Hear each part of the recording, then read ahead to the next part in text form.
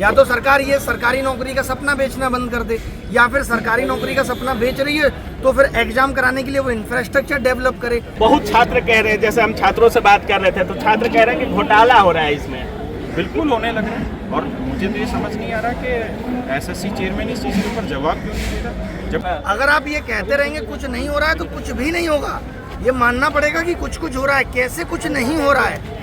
आप कैसे देख रहे हैं कि कुछ हो रहा है और कुछ नहीं हो रहा है? पिछले बार भी सारे टीचर डिटेन हुए और आज भी इतनी संख्या में छात्र भी आए हैं। ये तो मुद्दा ही नहीं होना चाहिए कि टीचर डिटेन हुए नहीं हुए, इन सब बातों करने का कोई मकसद नहीं है, मतलब नहीं है। हमारा मतलब है कि बच्चों के हित सुरक्षित हो पा रहे हैं या नहीं। या तो सरकार ये सरकारी नौकरी का सपना बेचना बंद कर दे, या फिर सरकारी नौकरी का सपना बेच रही है तो फिर एग्जाम कराने के लिए वो इंफ्रास्ट्रक्चर डेवलप करे। अगर आप भी ये सोच रहे हैं कि वो इंफ्रास्ट्रक्चर हम एक बार डीओपीटी मिल ली और 2 दिन में हो जाएगा, तो नहीं होगा। आपको पता है अमेरिका के अंदर 6000 डेटा सेंटर हैं, और क्या पॉपुलेशन है अमेरिका की, और भारत के पास सिर्फ 50 हैं।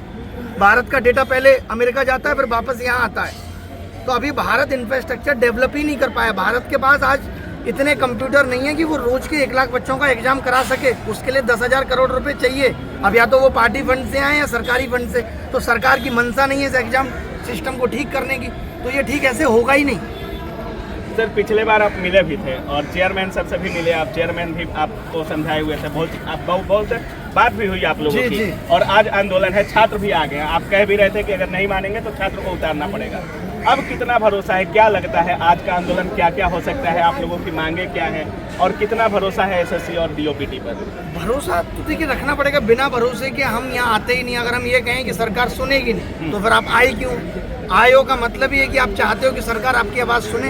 अगर आपकी आवाज़ हल्की नहीं सुन रही है तो बुलंद आवाज़ को सुने, जहाँ इतने सारे लोग बोल रहे हैं। तो इस उम्मीद से ही आए हैं, और बच्चा भी इस उम्मीद से आया है। कोई एमपी से आया, कोई कर्नाटका से, कोई हैदराबाद से, इसी उम्मीद में कि भाई हम तैयारी करते हैं, मेहनत करते हैं। या तो आप ये कह दो कि सरकारी नौकरी नहीं, और अगर है तो फिर दो उसको। कितनी संख्या रहने वाली है सर आज छात्रों की? बहुत संख्या में आ चुके हैं छात्र आज। हाँ, बहुत सारी संख्या में आ चुके हैं, और ये तो अभी शुरू हुआ है। आप सोचिए धीरे धीरे लोग बढ़ेंगे।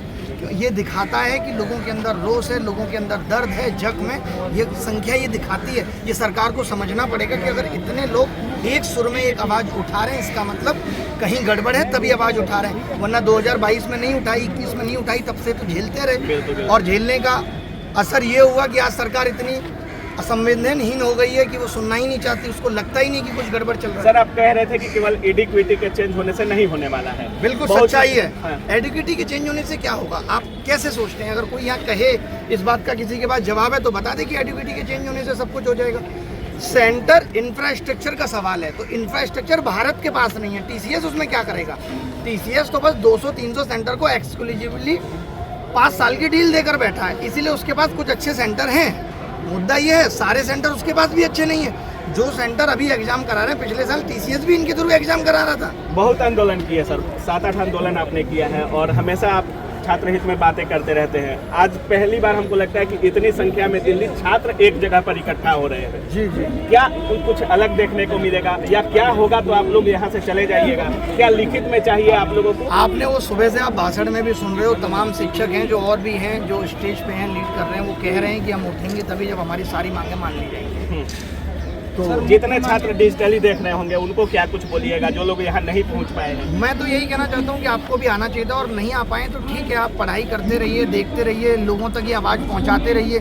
जितना ये आवाज़ डिजिटली हर जगह दिखेगी, पूरे सोशल मीडिया, टीवी चैनल्स पे दिखेगी, तो सरकार की मजबूरी बनेगी कि कुछ तो मानना पड़ेगा। सब कुछ नहीं, लेकिन कुछ तो मानना पड़ेगा। ठीक है, धन्यवाद। कुछ देखने को मिलेगा सर आज यहाँ? इतने दिन बाद आप लोग फिजिकली उतर चुके हैं, और सबसे बड़ी बात आप लोग कह रहे थे कि छात्र को बुला लेंगे। अगर डीओपीटी नहीं सुनता है, एसएससी नहीं सुनता है, रेलवे नहीं सुनता है, तो डीओपीटी में भी आप लोग मिलने गए। आज छात्र आंदोलन का क्या मतलब था? देखिए, 2 चीज़ें हैं। हाँ, जब हम मिलने गए थे तब हमने जो मांगे रखी थी, हाँ, और उसके बाद जो टीचर्स ने आके सबूत दिखाए हैं, ये पूरे के पूरे वेंडर ही सेट हो रखे हैं, या पूरी लैब ही सेट हो रखी है। और अगर 3000 वैकेंसी है तो 4000 लोग हैं जो पेपर सोलर बैठे हुए हैं। तो कंपटीशन पेपर सोलर में हो रहा है। तो मेरी सबसे पहली मांग तो ये है कि आप एग्ज़ाम को ठीक तरीके से कराइए, उसके लिए आप एडिक्विटी को बदलिए।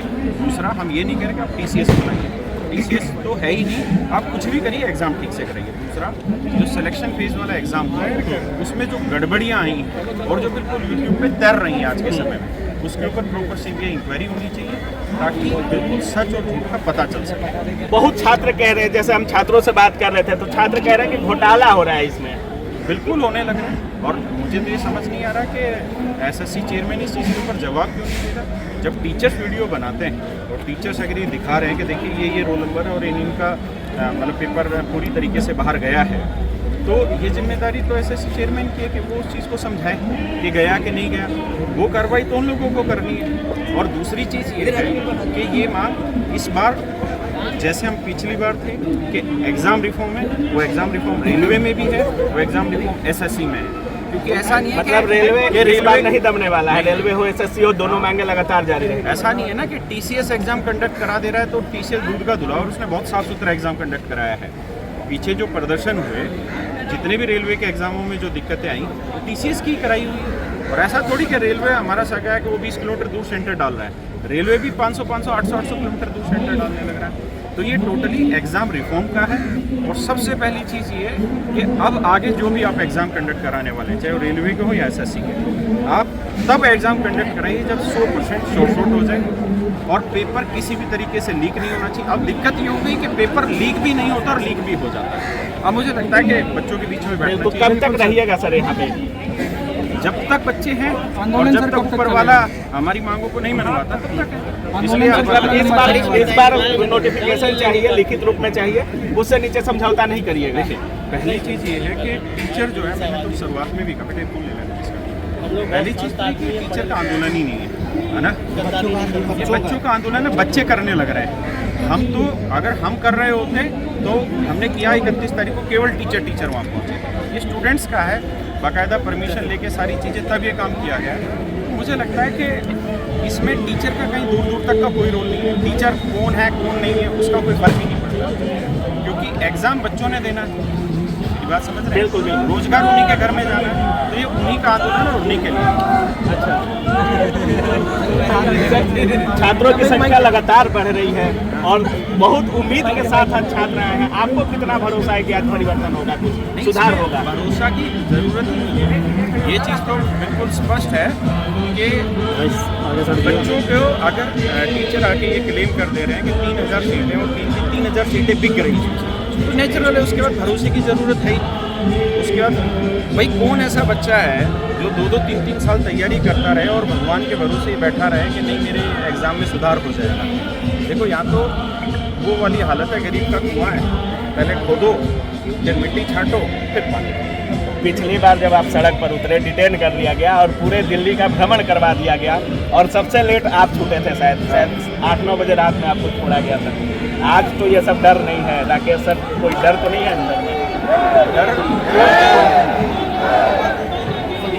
तो स्वाभाविक है, ये सभी बच्चों में भी होता है, सब में होता है, लेकिन डर के आगे बड़ी चीज़ ये है कि जो मांगे मानी जा रही है वो इतनी बड़ी है कि उसके आगे कुछ हो नहीं सकता, है ना। तो मांगे बहुत ज़रूरी है, इसलिए मुझे लगता है कि डर वाली, देखो ऐसा कोई नहीं है कि मैं ये कह दूं कि नहीं मेरे 20-30 डंडे पड़े और उसके बाद मैं डरूंगा नहीं।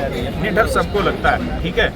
और मैं तो वो आदमी था जो उस आंदोलन में खड़ा रह गया, वहाँ एक जगह एक अकेला आदमी था जो खड़ा हुआ था। आज भी कुछ होगा तो वहाँ खड़े रहेंगे, इधर से उधर भी नहीं लेंगे एक इंच भी। मतलब जब तक छात्र रहेंगे, जब तक छात्रों की कार्रवाई नहीं होती है तब तक रहेंगे। लेकिन आप लोगों को भी, मीडिया को भी ये समझना पड़ेगा कि ये आंदोलन किसी टीचर का नहीं है, स्टूडेंट्स का है। क्योंकि जब टीचर करते हैं तो उनकी तरफ से एक ही जवाब आता है कि तुम्हारा धंधा नहीं चल रहा इसलिए तुम ये काम कर रहे हो। बिल्कुल। तुम्हारे कोर्सेज नहीं बिक रहे इसलिए तुम ये काम कर रहे हैं। तो इस बार बच्चे हैं, अपने आप देखेंगे, जवाब देंगे। ऊपर से ऊपर सीट मिल जाती है। बहुत बहुत धन्यवाद सर। तो बाकी आप देख रहे थे अभी हमारे साथ और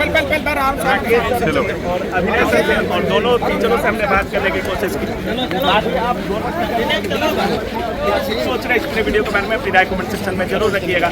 और लगातार छात्रों की जो संख्या है वो रामलीला मैदान में लगातार बढ़ती जा रही है। बाकी अपनी राय जरूर रखिएगा।